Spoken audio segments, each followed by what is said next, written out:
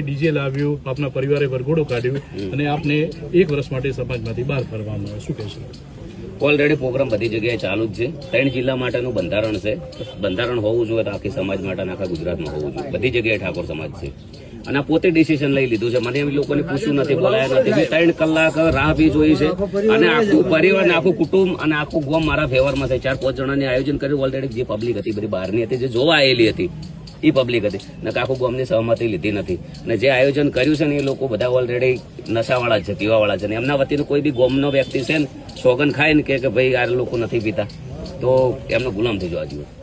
આગળનું પગલું શું રહેશે? હવે તમને 1 વર્ષ માટે સમાજ બહાર કર્યા છે અને અનફોલો કરવાની પણ વાત કરી છે કે જે ગબ્બર ઠાકોર, અર્જુન ઠાકોરને જે ફોલો કરતા હોય સોશિયલ મીડિયામાં એમને પણ અનફોલો કરવા જોઈએ. એ પોતપોતાનો જે અનફોલો કરે એમનો નિર્ણય છે. એમને ખબર છે ગબ્બર ઠાકોર સાચો હશે તો નહીં કરે અને